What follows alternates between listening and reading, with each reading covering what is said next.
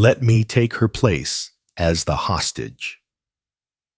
The man's voice was firm and cold, leaving no room for fear. The criminal smiled in triumph, convinced one final move would seal his victory. But what he didn't know was this: the man he held was a Navy SEAL who had crossed the line between life and death more than once. What he didn't know was that the dog standing beside him was not a pet, but a warrior trained to protect, even at the cost of his own life. In the moment when the blade touched skin and time seemed to stop, animal instinct awakened before human fate could speak. And sometimes, in the deepest darkness, God places protection where we would never think to look. Before we begin, tell us where you're watching from, and don't forget to like, comment, and subscribe to support the channel. Chapter 1: The Park, where peace pretended to be real. Northern Light has a way of telling the truth gently. It was late afternoon in a bright, clean corner of the northern United States. One of those towns where the sky feels taller than the buildings, where wind comes off a river like it has a long memory, and where autumn doesn't arrive. It takes. Maple leaves burned red and gold in the trees, and the sidewalks were dusted with a soft confetti of color, as if the season had been trying to apologize for what winter would soon do. Ethan Cole walked like a man who had spent years learning how not to be noticed. He stood around 6 feet tall, built lean and compact strong in a way that didn't ask for attention. His face was clean-shaven, the razor-close kind that left his square jaw and sharp cheekbones exposed, as if discipline had carved them and never stopped. His hair was dark brown, clipped in a military style, just slightly longer than regulation enough to look civilian. Not enough to forget. The cold northern air had roughened his skin. He wasn't pale so much as weathered by wind, bright but sun-sated, like a coin that had seen too many hands. And his eyes, gray-green with a faint blue edge, held the steady focus of someone who had watched terrible things happen and learned to stay calm anyway. On his wrist sat an old military watch, scuffed and faithful, ticking like a quiet oath. His clothes looked like they had been lived in rather than worn. A faded olive-gray tactical combat shirt, softened by time and washing, frayed at the cuffs and shoulders. Combat pants in earth brown and moss green, knee fabric worn thin, cargo pockets slack from use. Old work boots, scratched and honest.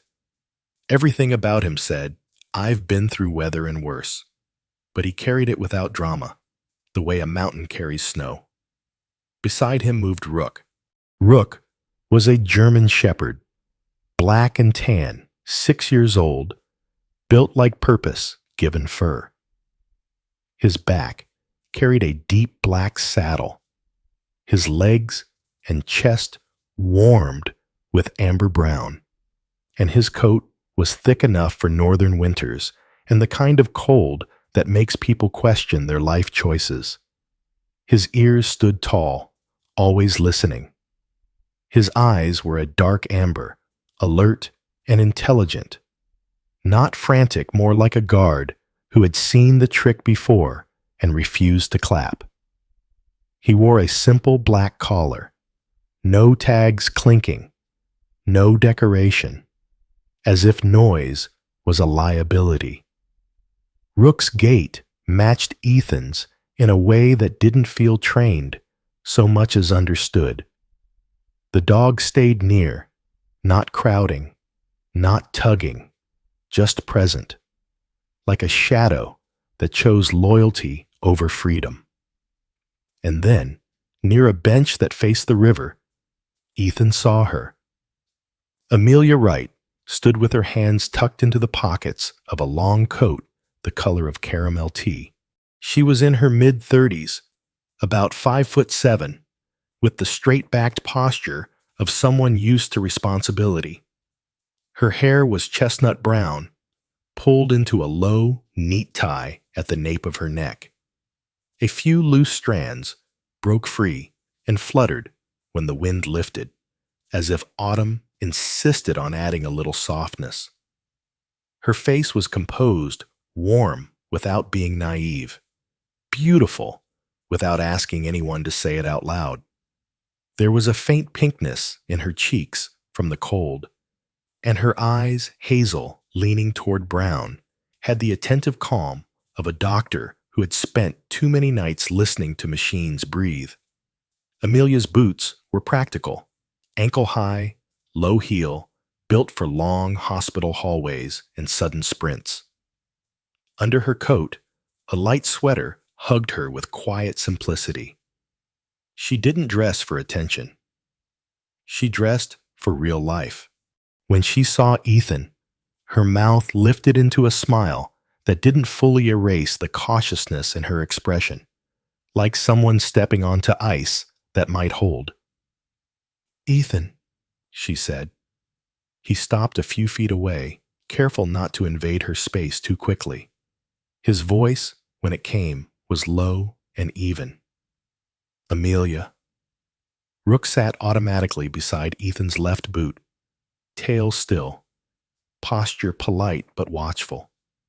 His gaze flicked to Amelia's hands, then her face, then back to Ethan measuring. Amelia's eyes dropped to the dog and softened. "Hi, you." Rook didn't move toward her. He didn't bristle either. He simply watched, as if deciding what kind of human she was. "He's not rude," Ethan said, though there was a trace of humor in it. "He's thorough." Amelia let out a small laugh, the kind that came from relief more than comedy. "I respect thorough." They began walking along the river path. Leaves crunched under boots. The water below moved with that dark, steady patience rivers have, as if it had seen love and loss and decided not to pick sides. For the first few minutes, their conversation stayed where safe things live: work, weather, the town's insistence on turning every weekend into a seasonal festival. Amelia told him the hospital had already started talking about flu season like it was a war that returned every year with fresh uniforms. Ethan nodded like he understood war returning. He did, in ways he didn't like to explain. Ethan had asked Amelia out more than once over the past year, quiet invitations, not dramatic confessions. Coffee after a shift, a short walk when the weather turned bearable. Each time, something had gotten in the way. A night shift, a family obligation, an unpredictable on-call schedule. And he hadn't pushed because he didn't trust his own wanting. Wanting led to attachment. Attachment led to loss. Loss was a language he spoke too well. Today, she had said yes. That felt like someone had opened a window in a room he'd been holding his breath in. Amelia, for her part, kept glancing at him as if confirming he was real. Ethan's calm had a strange gravity, comforting, but also intimidating. Like standing beside a quiet storm and realizing it could choose to become violent if needed. Yet he wasn't cold. He was simply contained. Her work taught her what contained pain looked like. It was often the most dangerous kind because it didn't announce itself. Rook trotted ahead for a few steps, then slowed and checked back, making sure Ethan and Amelia remained in his orbit. Every so often, the dog paused to sniff the air, head lifting slightly, ears angling towards something Ethan couldn't hear. Amelia noticed. "He does that a lot," she said. Ethan's eyes followed the dog. "He reads the world like it's written in scent." Amelia smiled. "I wish humans did that. Would save a lot of arguments." Ethan gave a soft exhale that was almost a laugh. Humans would still argue. They'd just argue about what the scent meant. That made her laugh properly, and Ethan felt something in his chest loosen, an old knot, stubborn and familiar, unlacing one thread at a time. They reached a small overlook where the path widened, the sun lowered, and the river caught it, turning copper. Children screamed in the distance near a playground, their joy loud and messy. A couple walked hand in hand with a dog half the size of Rook, who bounced like a toy with legs. Ethan watched them and felt the faint sting of something like envy. Not sharp, not bitter, just cool, present. Amelia's voice softened. "You don't come here much, do you?" He kept his gaze on the river, not with people. "That's a very you answer," she said, gently teasing. Ethan's mouth twitched. "Is it?" "Yes," Amelia replied. "But I'm glad you're here." He looked at her then, really looked, and he realized she wasn't simply being polite. There was a sincerity in the set of her mouth, in the steadiness of her eyes. She was here because she chose to be, not because she ran out of excuses. His heart did something inconvenient. He was about to speak about, to say something that might change the shape of the evening when Rook stopped dead. The dog's posture shifted, subtle but unmistakable. His ears sharpened forward, his head lifted high. His body went still in a way that didn't belong to curiosity. It belonged to assessment. A thin line formed down his back as the muscles engaged, not aggressive, but ready. Ethan's attention snapped to the dog. "Rook?" Rook didn't look at him. His gaze was fixed on the far edge of the park, where a narrow trail disappeared into a patch of trees-thin woods, not deep forest, but dense enough to hide someone for a few seconds. Amelia followed the dog's stare. "What is he looking at?" Ethan's eyes narrowed. He scanned the area, taking in details automatically. The way people clustered near the main walkway, the empty stretch near the trees, the angle of the sun that cast long shadows. His mind shifted gears with the reflex of someone who had learned to read danger like weather. Nothing obvious. No shouting. No running. No flashing lights. Just the park, pretending to be normal. Rook's nose lifted, sampling the air. A low sound rumbled in his chest, not a growl meant to threaten, but a warning meant to inform. It was the kind of sound that made people's skin tighten before they understood why. Amelia's smile faded. "Ethan?" He raised one hand slightly, a quiet signal for calm. His voice stayed level. "It's okay." But his body didn't believe his words. He moved half a step closer to Amelia without making it feel like protection. Rook shifted too, positioning himself subtle, practiced, so that his body formed a barrier between Amelia and the tree line. Amelia swallowed. She was used to emergency rooms, to alarms and blood, and the sharp smell of disinfectant. But this was different. Hospitals held danger in obvious containers. Out here, danger could wear a hoodie and look like anyone. "What do you think it is?" she asked, and she tried to sound casual. She didn't succeed. Ethan didn't answer immediately. He watched the tree line, then the people nearby. He listened. He smelled the air, the way you do when you've learned smoke can mean more than a campfire. And then the moment passed. Rook exhaled, his posture easing by a fraction.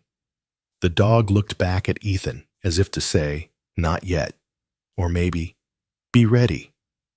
Ethan knelt and placed a hand lightly on the dog's neck, contact without restraint. "Good," he murmured. Amelia watched the way his hand rested there steady, familiar, intimate in a way that revealed more about Ethan than his words ever did. He trusted this animal like he trusted gravity. Her voice softened. "He's protective." Ethan's eyes stayed on the woods.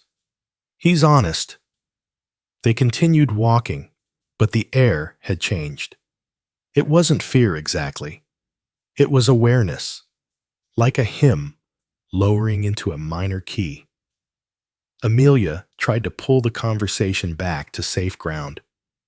"So," she said, attempting brightness, "did you always want to live in a town where the biggest crisis is pumpkin spice shortages?"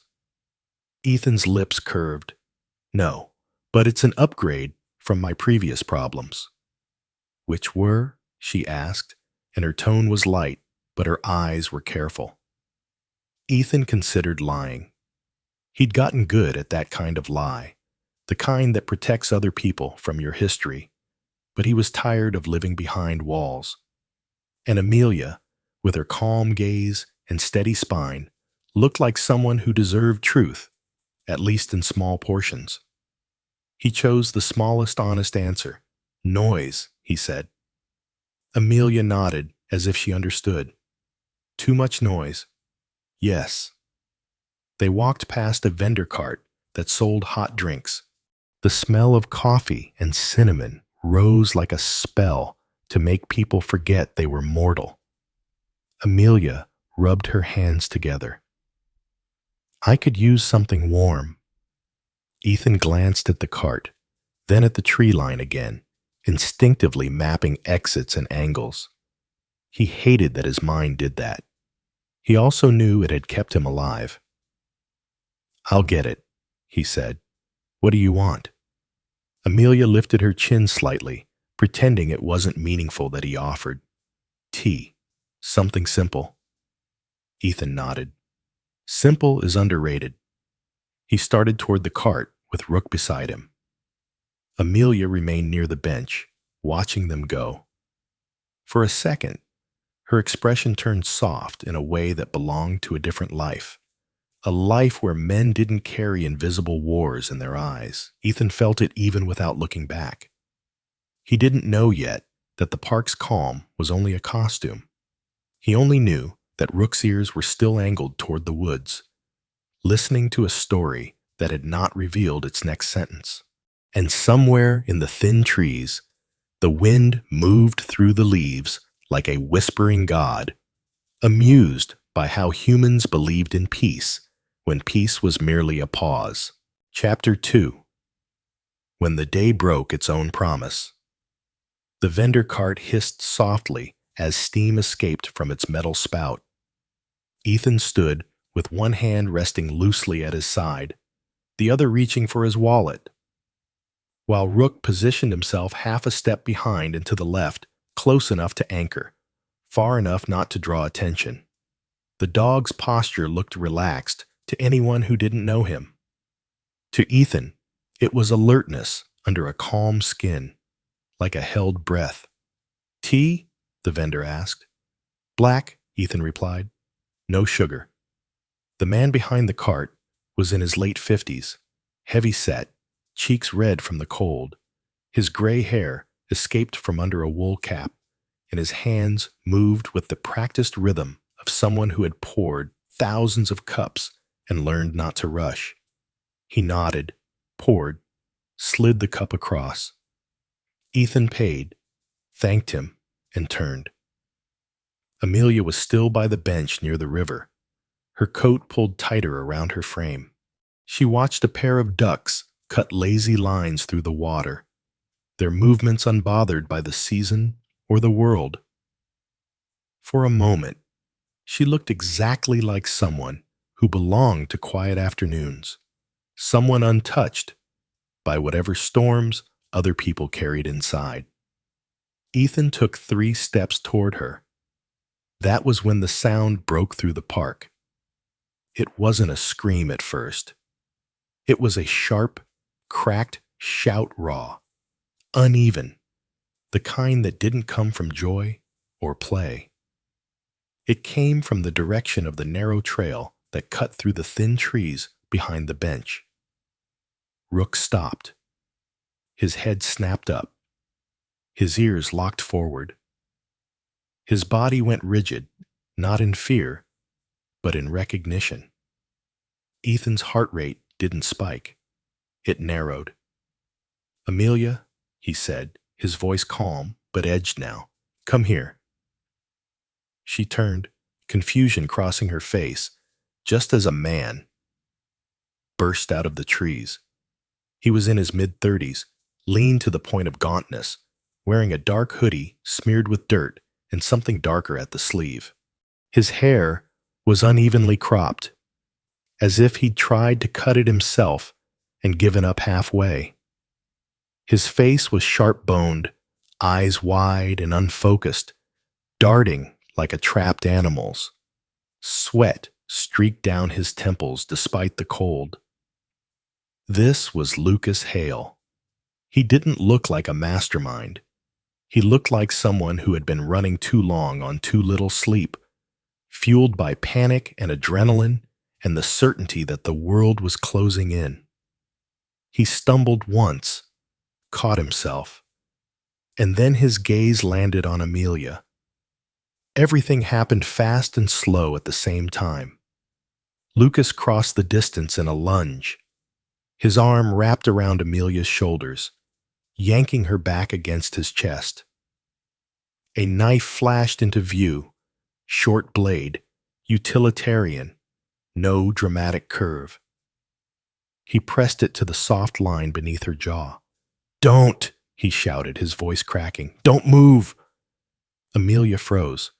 Her breath caught, shallow and sharp, but she didn't scream. Years in emergency rooms had taught her one thing very well. Panic wasted oxygen. Her eyes widened, but she didn't thrash. Her hands lifted slowly, palms open, fingers trembling despite her effort to control them.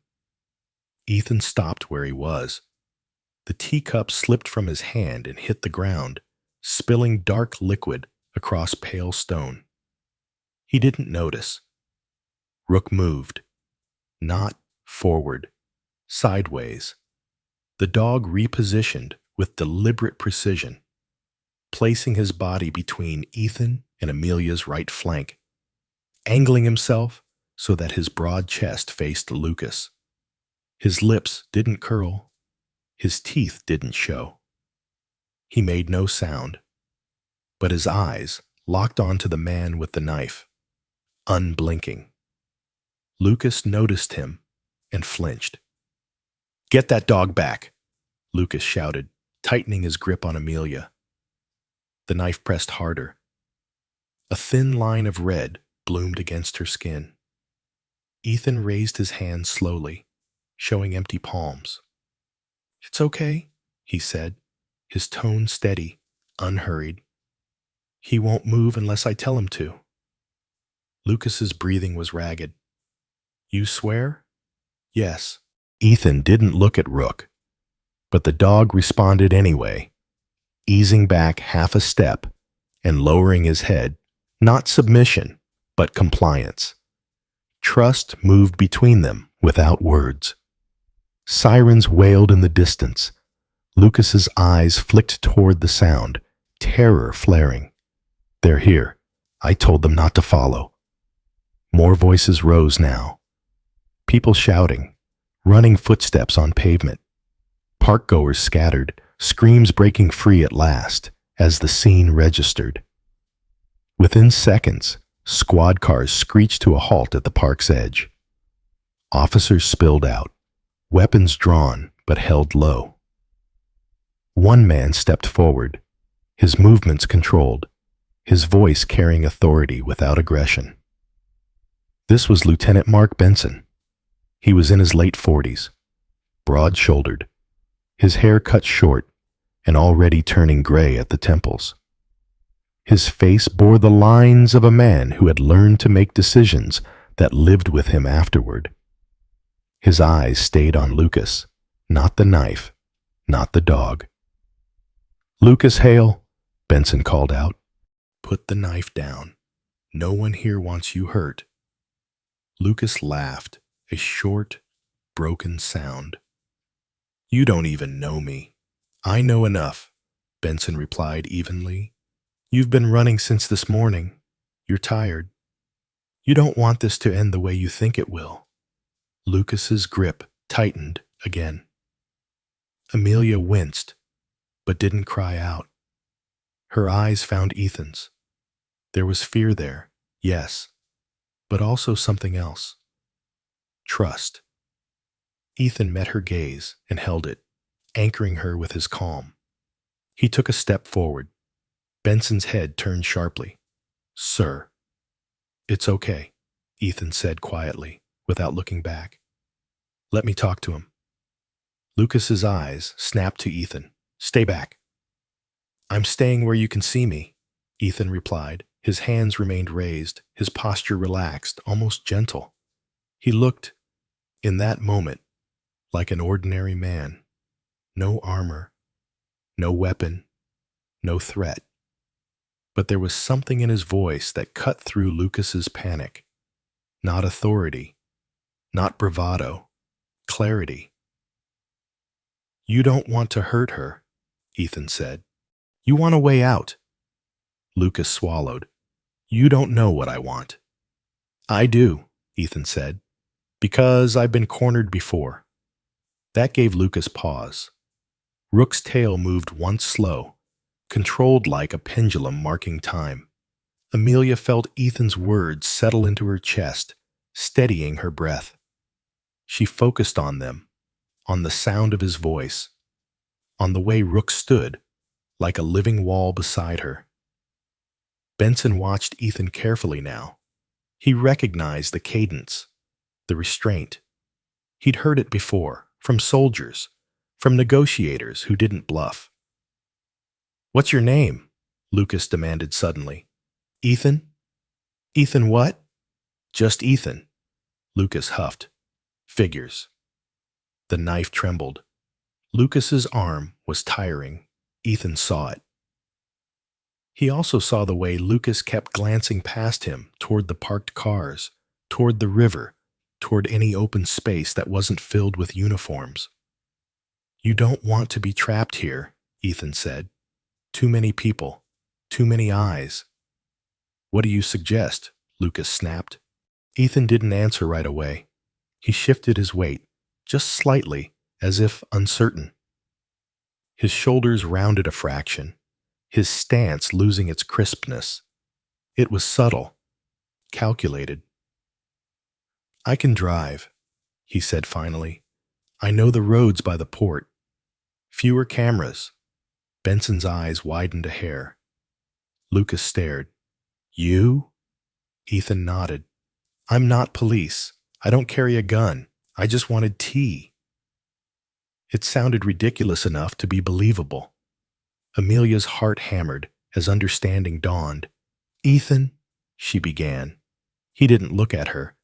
He didn't need to. His body angled just enough to shield her from Lucas's direct view. "If you take me instead," Ethan continued. His voice steady, but not hard. "You move faster. No screaming, no chaos. You get a car. I help you get out." Lucas hesitated. The sirens felt closer now. Officers tightened their perimeter. Rook shifted again this time, closer to Ethan's leg, pressing his flank against him in silent protest. Ethan felt it. He lowered one hand, resting it briefly on the dog's head. Not to command, to reassure. Lucas noticed. Tell him to stay. He will, Ethan said, as long as you don't hurt her. A long second passed. Then Lucas shoved Amelia forward. She stumbled, catching herself before she fell. Arms reached for her from behind the police line, pulling her to safety. The knife lifted away from her skin. Ethan stepped forward into the space she vacated. Rook let out a low, broken sound. Not a bark. Not a growl. Something closer to grief. Ethan stopped and looked down at him. Stay, he said softly. Rook's ears flattened. His eyes searched Ethan's face, confusion and defiance colliding. Stay, Ethan repeated, firmer now. The dog sat, muscles trembling beneath his coat, eyes locked onto Ethan as if memorizing him. Lucas grabbed Ethan's jacket, jerking him back, the knife now at Ethan's side. Move, Lucas hissed. Ethan moved. Benson raised a hand, signaling his team to hold. His jaw tightened. As Lucas dragged Ethan toward the waiting car, Amelia broke free from the officer's grip. Ethan, she cried. He turned his head just enough to meet her eyes. She saw it then. Not fear, not bravado. Resolve.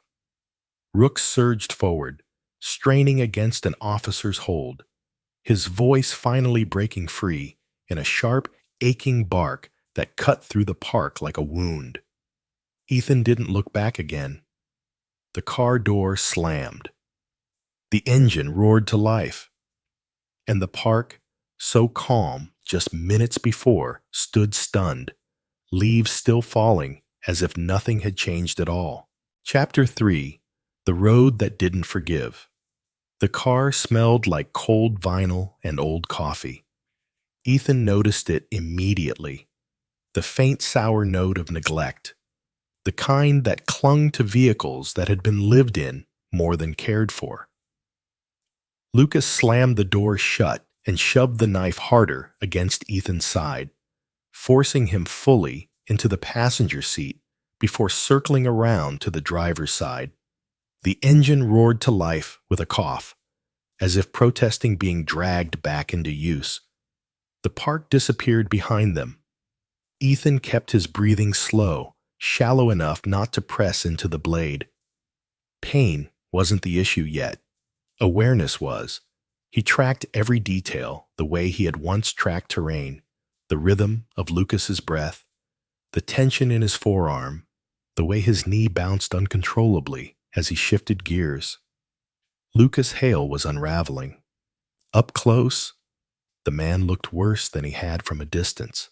His face was drawn, cheeks hollow, jaw sharp beneath a scruffy shadow of stubble that hadn't been touched by a razor in days.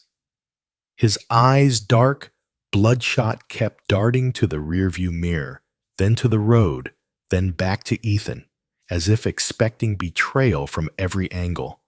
He was thin but wired, the kind of body held together by adrenaline and fear rather than strength. Don't try anything, Lucas snapped, voice hoarse.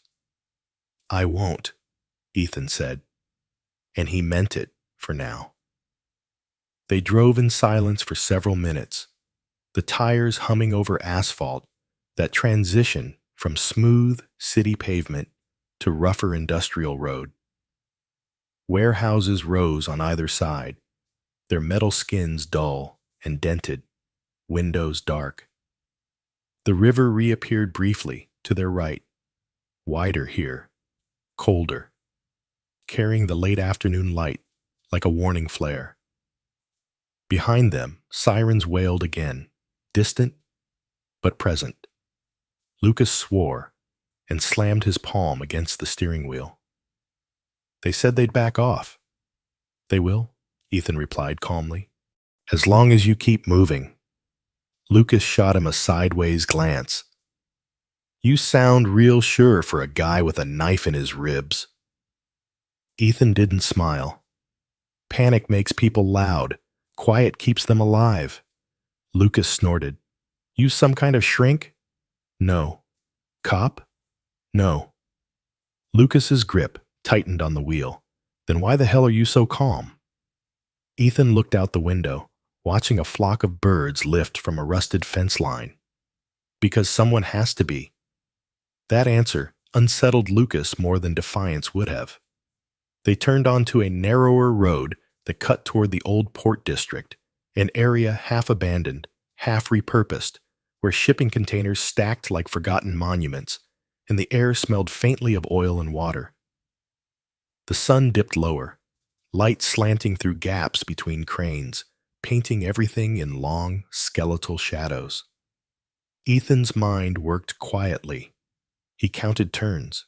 He noted surfaces. He measured distance between obstacles, angles of escape, places where sound would travel or die. He also did something else, something harder. He watched Lucas as a human being. There was a tremor in Lucas's left hand that hadn't been there before. His jaw clenched and unclenched as if chewing on invisible words. This wasn't a man with a plan. This was a man running from the consequences of a bad decision that had multiplied beyond his control. You're not going to make it far like this, Ethan said gently. Lucas laughed, sharp and humorless. You don't know what far is. I know exhaustion, Ethan replied, and I know what happens when it wins. For a moment, Lucas didn't respond. Then his voice dropped, quieter. You think I wanted this? Ethan didn't answer right away. The car rolled to a stop at a red light that no one else waited for. The intersection was empty, industrial, forgotten. The light glowed red anyway, dutiful and pointless. No, Ethan said finally. I think something went wrong, and you kept running instead of stopping. Lucas's jaw worked. His eyes flicked to Ethan again, searching for mockery. Finding none only made him angrier. Shut up. The light turned green. They moved on. At the park, chaos had settled into aftermath. Amelia stood wrapped in a blanket someone had pressed into her hands. Her skin had gone pale beneath the flush of fear, and the thin cut at her neck had already been cleaned and covered by a medic. She answered questions automatically, her voice steady even as her hands shook. Her eyes, however, never left the road. Rook sat beside her, body rigid, ears pinned forward, his gaze fixed on the distance where the car had disappeared. His chest rose and fell too fast. Every muscle in him screamed to run. A young officer, barely out of his 20s, freckles dusting his nose, kept a careful hold on Rook's collar. He looked apologetic, like someone holding back a storm with a rope. He'll be okay, the officer murmured, more to himself than to Amelia. Amelia swallowed. You don't know that. The officer didn't argue. Lieutenant Mark Benson approached, his expression tight. Dr. Wright, he said, I need to ask you a few more questions. She nodded, but her voice faltered. He volunteered, Ethan did. He didn't have to. Benson's eyes followed the road too. Sometimes the people who don't have to are the ones who do. Rook let out a low, keening sound, something between a whine and a growl that cut through Amelia's chest. She knelt beside him, pressing her forehead briefly to the thick fur at his neck. Stay, she whispered, though she wasn't sure who she was saying it to. Please, stay. Rook didn't look at her. The road curved sharply, leading them deeper into the port district. Lucas turned suddenly into a wide, cracked lot, lined with shipping containers, stacked 2 and 3 high. The car bounced over potholes before coming to a rough stop. The engine idled, rattling. Out, Lucas ordered. Ethan complied slowly, careful not to make sudden moves. The cold, hit immediately, sharper here by the water. The air tasted metallic. Lucas exited the car too, keeping the knife trained on Ethan. Up close, his eyes looked glassy, rimmed with red. "Why here?" Ethan asked. Lucas's laugh was brittle. "Because no one cares about this place." He glanced around, breathing hard. "I need a boat or a truck, something that doesn't beep or blink." "There are cameras," Ethan said. "Old ones, but—" "Shut up," Lucas barked, stepping closer. The knife pressed in again, biting this time. Ethan's breath hitched involuntarily. Lucas froze, eyes dropping to the spot. A bead of blood welled, dark against Ethan's shirt. Lucas stared at it as if surprised. "I didn't—" "It's okay," Ethan said quietly. "You didn't mean to." Lucas's chest heaved. "I didn't want to hurt anyone."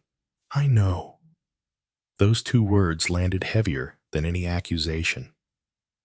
For a moment, the knife wavered. Then, from somewhere beyond the stacks of containers, a sound rose. Not a siren, not a shout. A single, distant bark low. Powerful, unmistakable. Ethan's head lifted slightly. Lucas's eyes widened. "That dog!" Ethan felt something shift inside his chest. Not relief, not hope, but recognition. Rook wasn't here. He couldn't be. And yet the sound had been real. Another bark followed, closer this time, echoing off steel walls in a way that made distance impossible to judge. It didn't sound frantic. It sounded certain. Lucas spun, knife slashing through empty air as he searched the shadows. "I told them not to follow." "They didn't," Ethan said, his voice steady. "Listen." The barking stopped. Silence pressed in, thick and unnatural.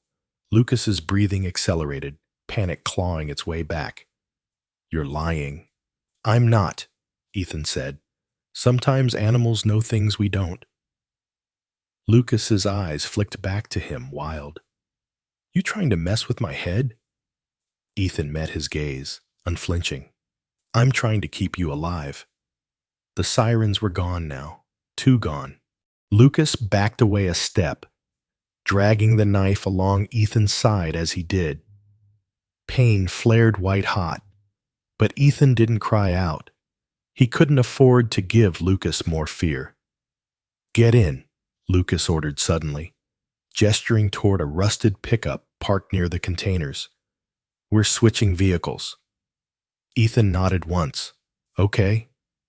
He took a careful step forward, and in the far distance, beyond the port, the river shifted, carrying with it the last light of day, in the quiet certainty that something irreversible had already begun. Chapter 4. The Harbor Between Breaths. The pickup smelled like rust and wet rope. Its doors creaked when Lucas wrenched them open, metal protesting like old bones. Ethan climbed in first, slower now, his side stiffening where blood had begun to soak into the fabric of his tactical shirt. The cold bit deeper by the harbor, sliding through seams, through skin, until everything felt too sharp. Lucas followed, slamming the door, knife still in hand. The truck was older than both of them. Faded blue paint, a cracked dashboard, radio missing its faceplate. The keys were already in the ignition, which made Lucas laugh once, short and disbelieving. "See?" he muttered. "Even the world wants me gone." Ethan didn't respond. He focused on breathing through the pain, on keeping his body loose, compliant. Every instinct told him to move, to end this now, but instinct without timing was suicide. Lucas turned the key. The engine groaned, coughed, then rumbled awake. They rolled forward, tires crunching gravel as the harbor opened up before them. Water stretched wide and dark, steel gray under a sky that had lost its color. Cranes loomed like frozen giants. A freighter sat docked far out, lights glowing dimly, indifferent to the small human crisis unfolding nearby. Lucas drove fast, too fast, the truck swaying slightly as it picked up speed along the cracked service road that hugged the water. "Where are we going?" Ethan asked. Lucas's jaw clenched. "End of the pier. There's a marina past the warehouses. Boats come and go. No plates, no trackers. There will be people. Not this time of year." Ethan glanced at the water. Cold water kills faster than bullets. Lucas shot him a sharp look. "You planning on swimming?" "No," Ethan said quietly. "I'm planning on you thinking." Lucas scoffed, but his grip tightened on the wheel. His knuckles were white now. Sweat beaded at his hairline despite the cold. "You talk too much for a hostage," Lucas snapped. Ethan met his eyes briefly. "You talk too much for someone who wants to disappear." That landed. Lucas's breathing hitched. "You don't know anything about me." "I know you didn't wake up wanting this," Ethan said. "I know you didn't plan to hurt anyone today." Lucas slammed his palm against the steering wheel. "Stop saying that." The truck swerved, tires squealing. Ethan braced himself against the door, pain flaring hot and bright. "Keep it straight," Ethan said evenly. "You crash this thing, nobody wins." Lucas corrected, breathing hard. "You think you're better than me?" "No," Ethan replied. "I think I've been you, just with different timing." Lucas stared at him, eyes flickering with something dangerously close to recognition. Miles away, Amelia sat in the back of an unmarked police car, wrapped in borrowed warmth. Her hands had stopped shaking, but only because exhaustion had taken over. The city, lights blurred past the window as they moved slowly, deliberately, keeping distance, keeping faith. Lieutenant Benson sat in the front passenger seat, radio low. "They switched vehicles near the port," he said into the mic. "Old pickup, possibly heading toward the marina." Amelia's heart clenched. "He's bleeding," she said softly. "Ethan is bleeding." Benson glanced back at her. "You a doctor?" "Yes." "You think he can hold?" She didn't hesitate. "If he believes he has to, yes." Rook lay at her feet, pressed against her legs, his massive body trembling with a restraint that looked painful. His ears twitched at every radio burst, every change in tone. "He knows," Amelia whispered, brushing her fingers through the thick fur at his neck. "He knows something's wrong." Rook lifted his head, amber eyes locking on hers. For a moment, she felt like she was staring into something older than fear. Something that didn't need explanations. The marina appeared suddenly, lights scattered like fallen stars along the docks. Lucas slowed, scanning the area. Empty, too empty. "Good," he muttered. "Perfect." He pulled the truck to a stop near the end of the pier. The water lapped softly against the posts, dark and patient. "Out," Lucas ordered. Ethan stepped down carefully, his boots hitting wood that groaned under his weight. The cold air burned his lungs. He could feel the blood now, sticky and warm against his side. A reminder ticking down inside him. Lucas followed, knife still out, eyes darting. "Boat," Lucas said, pointing to a small motorboat tied loosely to the dock. "You start it." Ethan looked at it. "You don't know if it runs. You said you can drive." "I said I can drive," Ethan replied. "Not that I can fix engines." Lucas hesitated, anger flaring. Try. Ethan moved slowly, crouching beside the boat. He reached for the rope, fingers stiff with cold and pain, and then he froze. Lucas, Ethan said quietly. What? You hear that? Lucas stiffened. If you're pulling that dog thing again, I'm not. The sound came again. Soft, rhythmic. Footsteps. Not running. Walking. Measured. Lucas spun, knife flashing. Out of the shadows between the docked boats emerged a man in a dark coat, hands visible, posture calm. He was tall, broad-shouldered, with silver threaded through his dark hair and a face carved by years of command. His eyes were sharp, but tired, the eyes of someone who had learned patience the hard way. Evening, the man said. Lucas's voice cracked. Get back! The man didn't move. I'm not here to hurt you. Ethan recognized him immediately. Benson, he said under his breath. Lieutenant Mark Benson had left the perimeter, which meant something had gone wrong, or something had gone very right.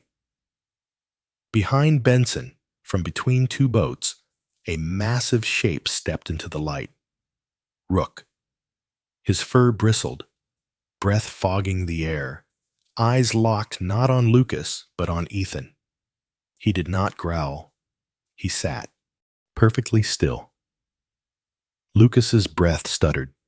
How did you? No one followed you, Benson said calmly. The dog did. Lucas's knife wavered. Rook's gaze never left Ethan, as if waiting for permission, for confirmation that this moment mattered.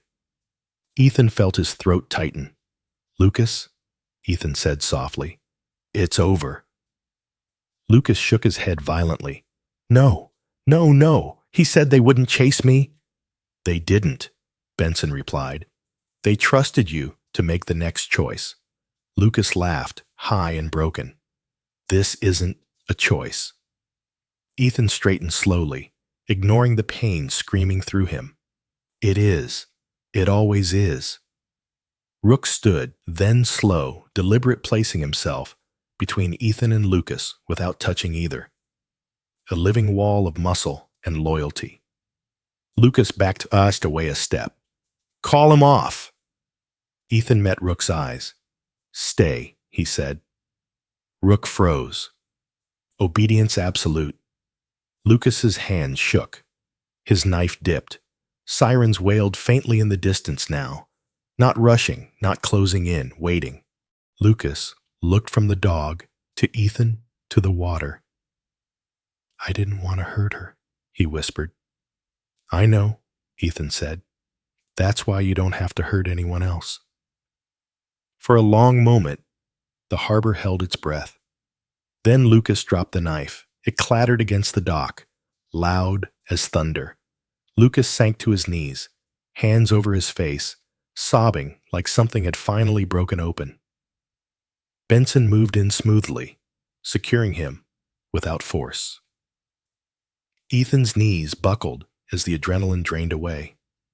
He felt himself falling, and then arms were around him, strong, familiar.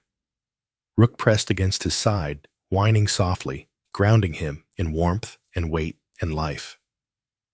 Ethan exhaled, the world tilting as darkness crept in at the edges. The last thing he felt was fur beneath his fingers, and the certainty that he was not alone. Chapter 5. The hours that held pain arrived in layers. Ethan surfaced to it the way a diver surfaced through cold water. Slow, unwilling, lungs burning before air finally came. Sound reached him first, a rhythmic beeping, distant but insistent, like a signal trying to remember itself. Then smell antiseptic, clean and sharp, undercut by something metallic that clung to the back of his throat. Hospital. He didn't open his eyes yet. He let the world assemble itself the way he'd learned to after missions, piece by piece. No sudden movements, no assumptions. His body felt heavy, pinned down not by weight, but by exhaustion that went deeper than muscle. Someone was holding his hand. The realization startled him more than the pain. Her grip was firm, but careful, warm against the back of his knuckles, not the grasp of a nurse checking vitals, not the impersonal pressure of a medic. This was someone staying. "Ethan," a voice said softly. "Hey, you're back." He opened his eyes. Amelia sat beside the bed, leaning forward in the chair, like she'd been there a long time and forgotten how to leave. Her dark hair was pulled into a loose knot at the base of her neck, strands slipping free around her face. She looked smaller somehow, folded inward by fatigue, but her eyes were steady brown, clear, still holding him exactly where he was. "You look terrible," she said, a fragile attempt at humor. Ethan exhaled something that might have been a laugh. "You should see the other guy." Her mouth trembled before she smiled. "Don't." The room was dim, lights turned down to a soft glow. Machines hummed quietly. A clear IV line ran into his arm, and he could feel the tug of bandages at his side, tight, professionally done. He shifted slightly and hissed before he could stop himself. "Easy," Amelia said immediately, one hand hovering near him, unsure whether to touch or not. "You were stabbed. You lost a lot of blood." "Still here," Ethan murmured. "Barely," she replied. "They took you straight into surgery. Her voice caught. She stopped, swallowed, tried again. "I rode in the ambulance. I wasn't letting you go alone." That landed somewhere deep. Ethan turned his head carefully. "Where's Rook?" Amelia's gaze flicked past him, toward the foot of the bed. "He hasn't moved," she said. Rook lay there, massive body curled but alert, head resting on his paws, amber eyes open and watching. His ears twitched the moment Ethan looked at him. His tail thumped once slow, controlled, like he was afraid to break something if he moved too fast. "Good boy," Ethan whispered.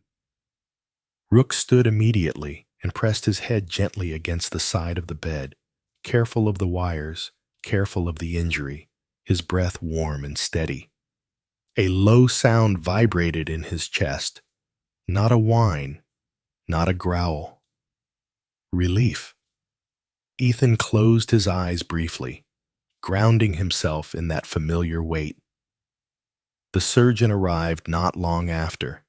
Dr. Alan Mercer was a man in his early 50s, tall and spare, with steel gray hair and a face marked by long hours under bright lights. His movements were economical, his expression direct, without being cold, the kind of doctor who believed clarity was a form of kindness. He glanced at the monitors, then at Ethan. "You gave us a scare." "So I've been told," Ethan said hoarsely. Mercer nodded once.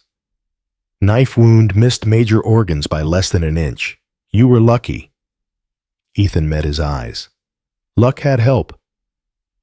Mercer's gaze shifted briefly to Amelia, then to Rook. One corner of his mouth twitched. "So I hear." Amelia straightened. "Is he going to be okay?" Mercer answered her, not Ethan. "Yes, he needs rest, he needs time, and he needs to not do anything heroic for a while."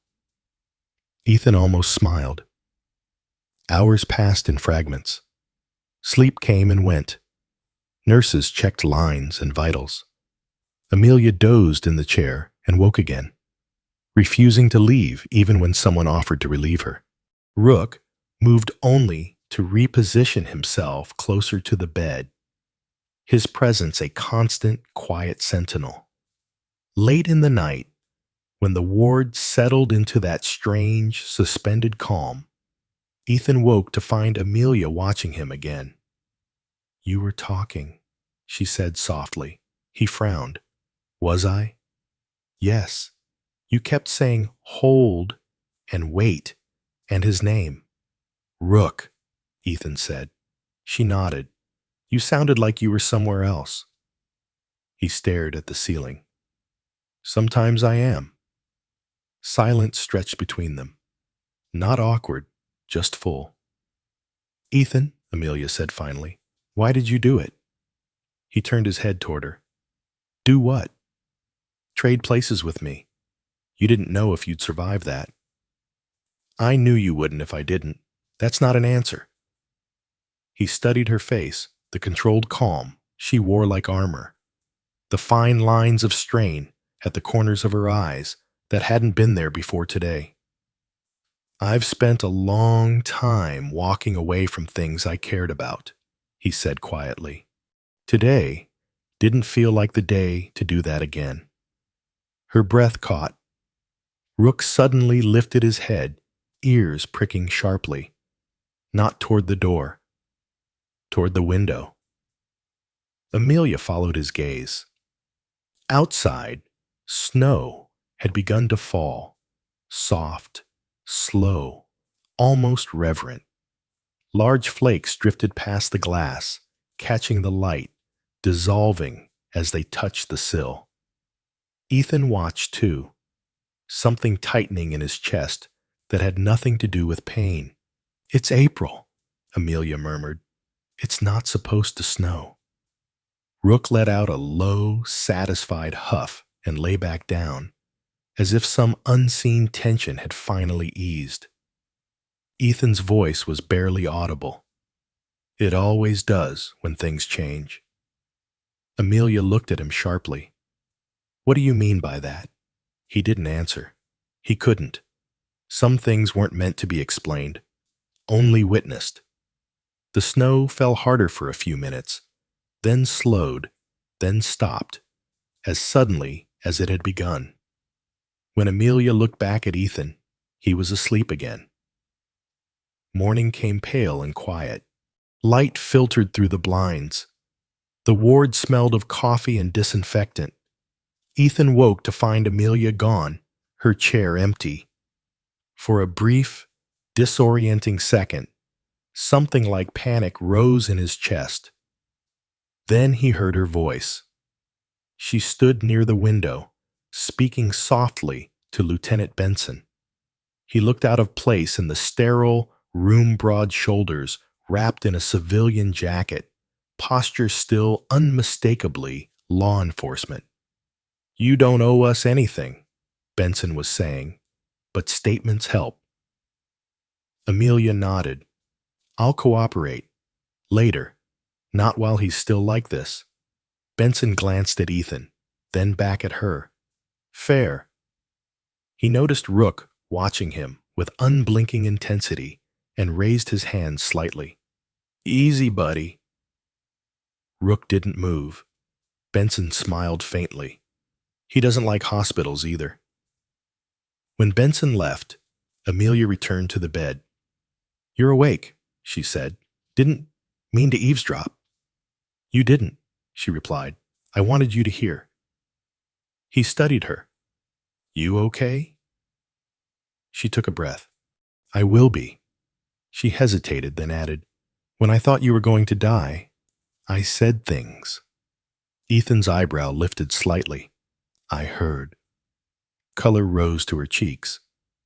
"Of course you did." He smiled, slow, careful. "So, were you serious?" She didn't look away this time. "Yes?" The words settled between them, heavy and real. Rook exhaled loudly, as if offended by the delay. Ethan chuckled and winced immediately. "Ow." "Don't laugh," Amelia scolded, reaching for his hand again. This time, she didn't hesitate. "I'm glad you stayed," she said quietly. "So am I." Ethan replied. Outside, the snow had melted, leaving the world rinsed clean and bright. The danger had passed, but something else had begun, fragile and unguarded, asking to be held just as carefully as a wound. And this time, Ethan didn't turn away. Chapter 6. What Stays After the Noise. The hospital released Ethan on a gray morning that felt undecided about itself. Not quite winter, not yet spring. The kind of northern day where breath still fogged the air, but the light carried a fragile promise of warmth. He stood at the curb with a duffel slung over one shoulder, posture straight despite the dull ache that still lived under the bandage at his side. Rook stood close, pressed to his leg, a silent check-in every few seconds. The German shepherd looked unchanged, black and tan coat, thick and clean, ears alert, eyes sharp, but something in the way he watched the world had shifted. Less tension, more patience. As if the storm had passed and left him listening for echoes. Amelia came through the sliding doors, last, coat pulled tight, scarf half wrapped in a way that suggested she'd been in a hurry and then decided not to be. She stopped when she saw Ethan standing there. "You're supposed to be resting," she said. "I am," Ethan replied, "just vertically."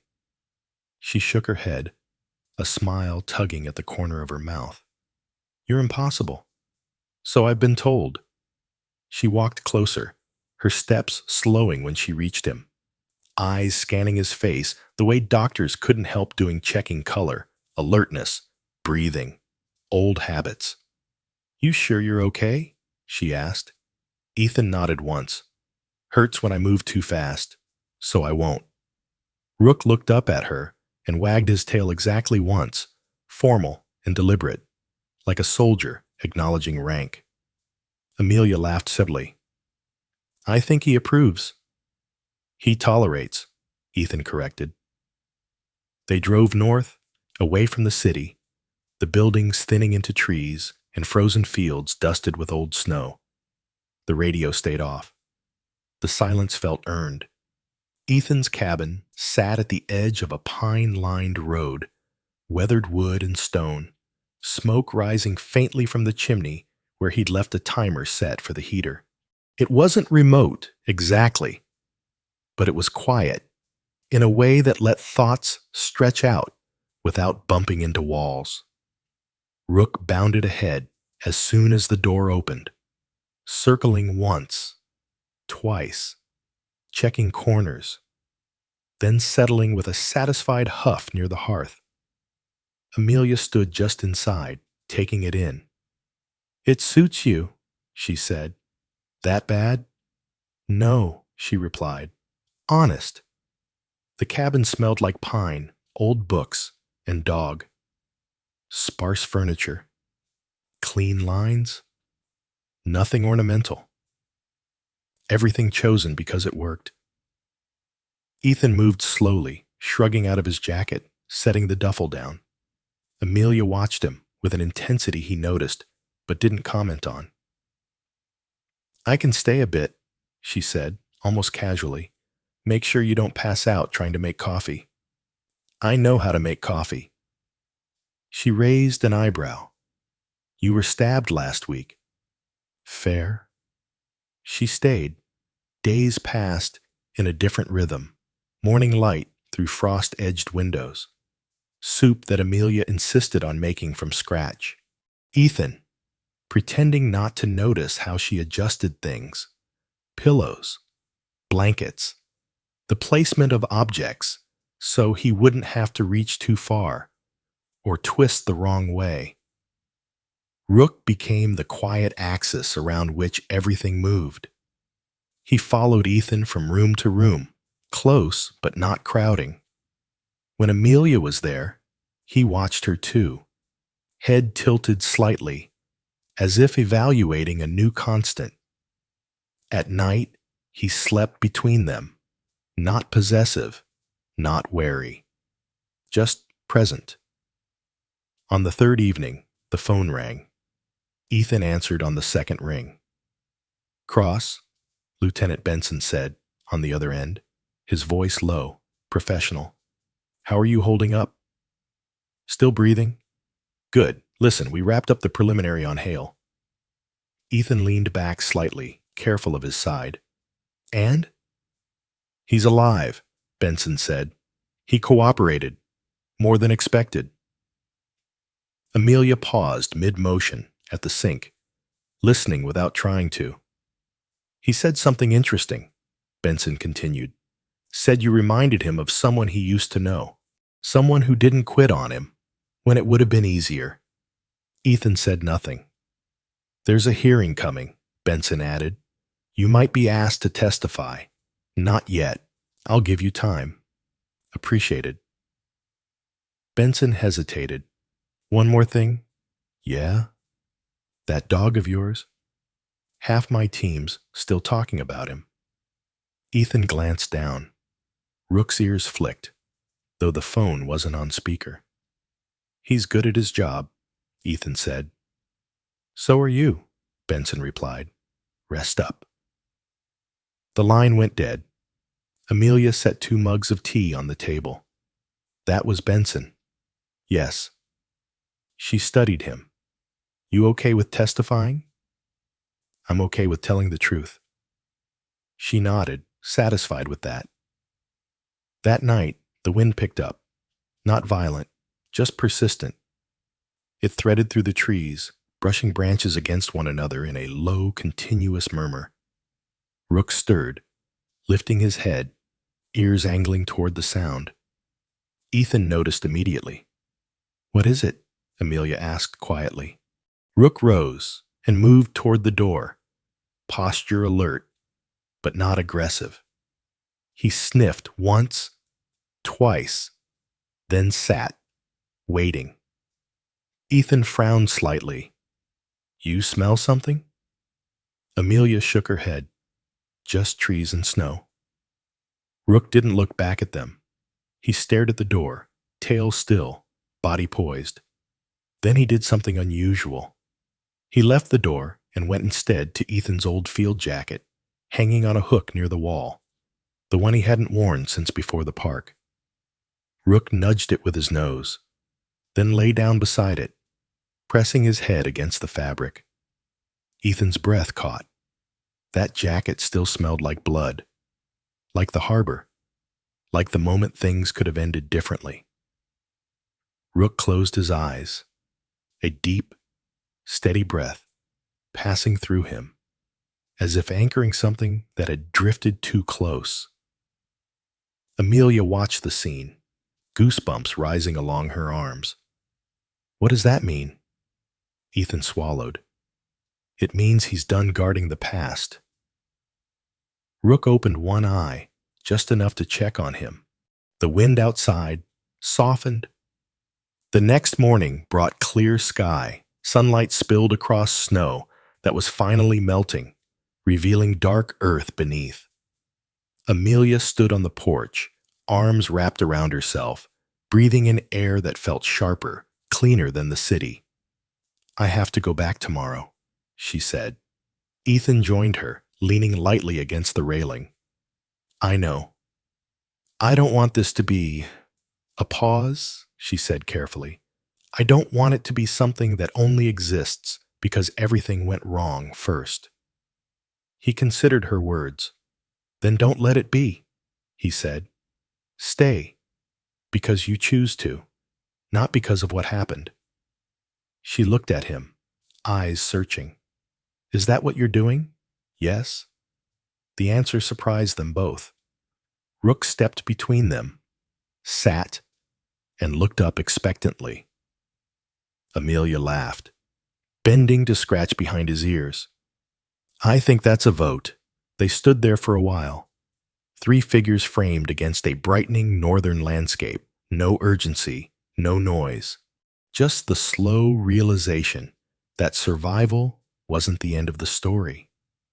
It was the beginning of responsibility. to stay, to feel, to choose again, even when it would be easier not to. Ethan watched the horizon, the line where snow met earth, winter giving way inch by inch. His body still hurt. His sleep was still uneven. The past still knocked sometimes. But for the first time in a long while, it didn't feel like something chasing him. It felt like something finally willing to walk beside him. Chapter 7. The Day He Chose to Stay. Spring arrived without asking permission. It did not announce itself with warmth or color, only with absence-less snow on the ground, less ice in the air, fewer reasons to brace for impact. The forest around Ethan's cabin thinned into movement again. Water ran under the frozen crust of the earth. Birds returned cautiously, as if checking whether the world was safe enough to sing. Ethan noticed these things the way he noticed everything now, quietly, without urgency. He woke before dawn, as he always did. Pain was still there, but it had changed character. No longer sharp or alarming, just a steady reminder that the body remembered what the mind sometimes tried to set aside. He dressed slowly, careful with the bandage, and stepped outside. Rook followed him without sound. The German shepherd moved like a shadow at his heel, black and tan coat catching the pale light. His ears flicked at distant noises, branches cracking, water shifting. But his posture remained relaxed. He was no longer searching the woods for threats. He was listening for normal. They stood together on the porch, breath rising in thin clouds. Ethan took a deeper breath than he had in days. Inside, Amelia slept on the couch, wrapped in a blanket she hadn't brought with her. She had stayed longer than planned, not because she said she would, because she never left. Later that morning, a truck crunched up the gravel road. Rook's head lifted instantly. Ethan didn't reach for anything. He just watched. The truck stopped a respectful distance from the cabin. A man stepped out slowly, hands visible, movements measured. He was in his early 40s, lean rather than broad, with sandy hair cut short and a posture shaped by years of standing straight, even when it wasn't required anymore. His jacket was plain. His boots were worn. His face carried the particular restraint of someone who had learned not to expect welcome. "Ethan Cross?" the man called. "Yes?" The man nodded once. "Name's Daniel Harper." Ethan recognized it. Not from headlines, from paperwork. Harper had been a Navy SEAL once, too. Same pipeline, different years. Medically discharged after a blast injury that never healed the way it was supposed to. He now worked as a civilian liaison for veteran services in the northern counties. Not in official capacity exactly, more like someone who knew how to find the cracks where people fell through. "Lieutenant Benson said I might find you here," Harper said. Ethan gestured toward the porch. "You found me." Harper stepped closer, eyes flicking briefly to Rook, then back to Ethan. He didn't flinch. He simply acknowledged. "That's a good dog," Harper said. "He's better than that," Ethan replied. Harper smiled faintly. "I figured." They sat. Harper spoke carefully, not like a bureaucrat, but like someone who understood that timing mattered as much as words. "There's going to be a hearing," he said. "Not a trial, just testimony. They'll ask you to recount the incident, what you did, why you did it." Ethan nodded. "I know." "They'll probably call it heroism." Ethan's jaw tightened. "I don't want that." "I know," Harper said. "That's why I'm here." Harper leaned forward slightly. There's an option. You can testify, then step back. No press, no speaking circuit, no public-facing nonsense. But it means choosing to stay involved locally. Mentorship, training, helping other guys who don't know how to stop running. Ethan studied him. You're asking me to come back. Not to the teams, Harper said. To people. Ethan looked out at the trees, the thin sunlight filtering through the branches, still learning how to hold leaves again. For a long time, he said nothing. Inside the cabin, Amelia woke to the sound of voices. She moved quietly to the window, careful not to interrupt. She saw the two men on the porch. She saw the way Ethan sat still, attentive, not guarded. Rook sat at his feet, head high, eyes calm. Amelia wrapped the blanket tighter around herself and waited. The conversation ended without ceremony. Harper stood, adjusting his jacket. You don't have to decide now. Ethan rose as well. I know. Harper hesitated, then extended his hand. Ethan shook it. Whatever you choose, Harper said, make sure it's because you want to live here, not because you're hiding.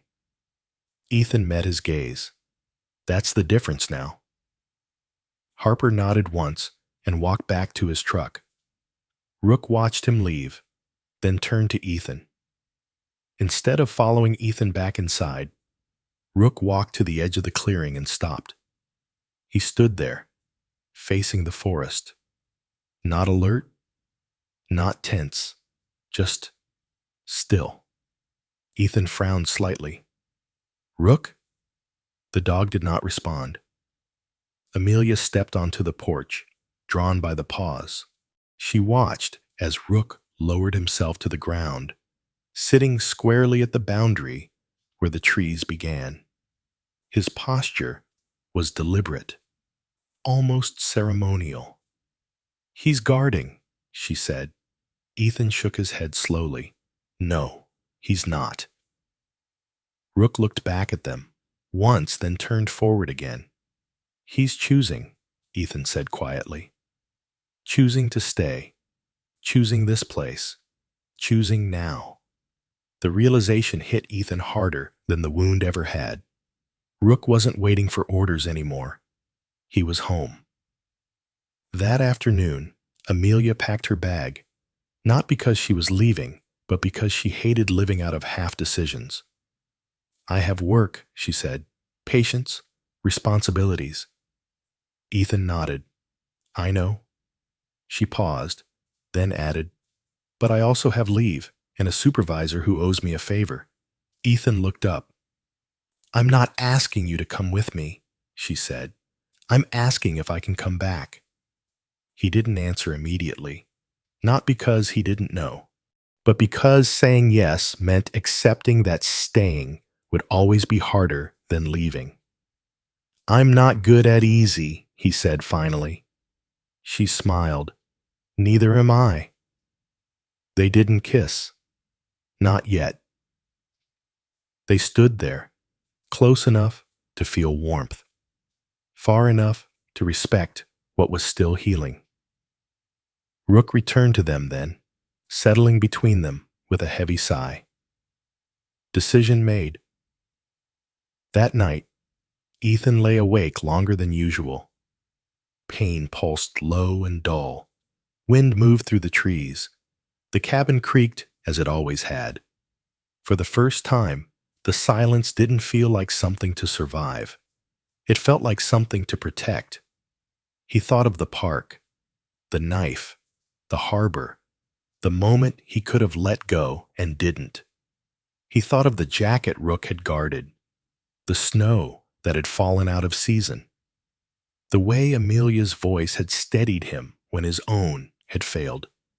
He thought of Harper's words, helping other guys who don't know how to stop running. Ethan turned his head.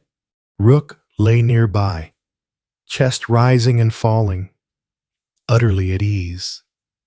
Ethan exhaled. In the morning, he would call Harper. He would testify. He would stay. Not because the past demanded it, but because the future, quiet and unfinished, finally did. Sometimes, the miracle is not the moment when death is pushed back. Sometimes, the miracle is quieter. It is the unseen hand that holds a life together when fear should have torn it apart. It is the strength that arrives before courage has time to. It is the way a heart knows what to do before the mind can explain it. Faith does not always look like light breaking through the clouds. Often, it looks like an ordinary person choosing to stand in the gap, choosing love over safety, choosing to stay when leaving would be easier. In everyday life, miracles rarely announce themselves. They appear in small decisions: to protect instead of turn away, to forgive instead of harden, to trust that God is still working, even when the road is dark and unfinished. If this story moved you, let it remind you of this truth. You may never know when God is using your presence to become someone else's answered prayer. If this message touched your heart, share it with someone who might need hope today. Leave a comment and tell us what this story meant to you. Subscribe to the channel so we can continue telling stories of faith, courage, and quiet miracles. May God watch over you, protect your path, and grant peace to your home.